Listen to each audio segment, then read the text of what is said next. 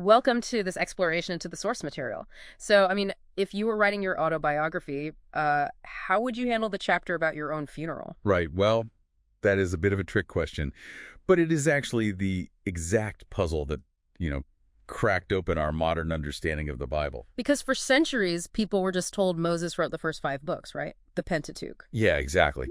But then you get to the very end of Deuteronomy, and there is this highly detailed account of Moses dying and being buried. Right. So unless he was, writing from the great beyond, something else is definitely going on. Yeah, that implies it is not just one author. It is more of a small library, right? Which is what we are digging into today, especially looking at the new Revised Standard Version, or NRSV. Yeah, the NRSV translators were walking this massive translation tightrope, especially after they found the Dead Sea Scrolls. Oh, right. Their mandate was basically as literal as possible, but as free as necessary. Right, which means they wanted to show us the actual library, not just, a polished, static monument. Yes, and part of that literal approach is exactly what exposes the original seams, like dropping the thee and thou language that the 1611 King James Version made so famous. I have to admit, that feels a bit like taking a sledgehammer to a cathedral. I can understand that. Like, does losing that stately, archaic language make it feel, I don't know, a bit less divine? Well, you might feel that way,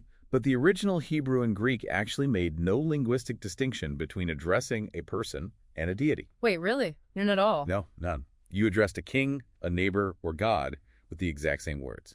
That stately feel was really just an English invention from the 1600s. Oh, wow, I had no idea. Yeah, and by using modern language and gender-inclusive phrasing, the NRSV is actually recovering the common feel of the ancient texts. Makes sense. They're letting you see the original common gender of humanity that often got buried under centuries of, masculine bias translation. So the goal is to see the text for what it really is, cracks and all, and those cracks lead us right to the documentary hypothesis. Right, where scholars found 4 distinct layers of tradition just stacked on top of each other, like an archaeological dig. Yeah, so you have the J source, the Yahwist, which is super earthy, like God actually walking in a garden. Exactly. And then E is the Elohist, which is more about dreams and distant prophets. And then D is the Deuteronomic source, which focuses on the law, while P, the priestly source, is just totally obsessed with cosmic order and ritual. It is basically like a movie remix, right?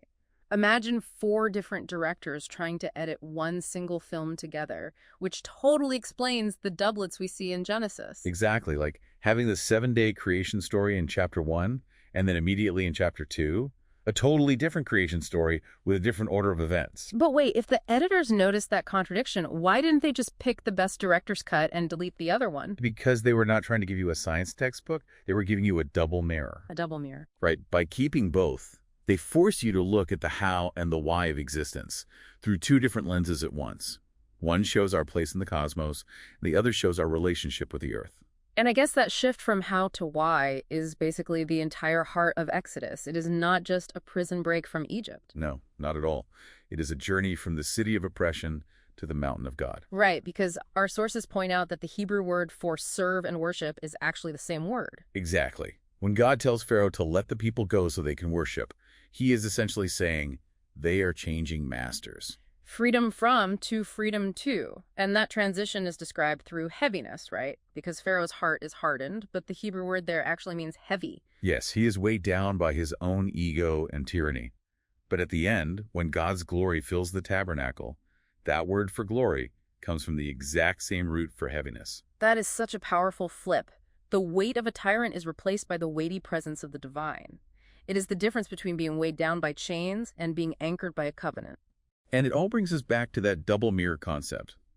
The structure of this library is unified so that the end leads you right back to the beginning. It is a complete circle. Which means we are looking at a visionary, poetic perspective, not just a solid block of history. And that leads to a really fascinating thought for everyone listening. Yes, the Greeks had this concept, aletheia, which translates to truth as unforgetting. Truth as unforgetting. So if this library is a mirror reflecting human experience, then reading it isn't really about learning new facts. Right. If you look into this mirror and see all these competing voices, the earthy, the cosmic, the legal, you might realize they are already inside you. Is it possible that reading these ancient scrolls is just a way of removing the impediments to seeing what you have known all along? Are you learning something new or finally just starting to remember?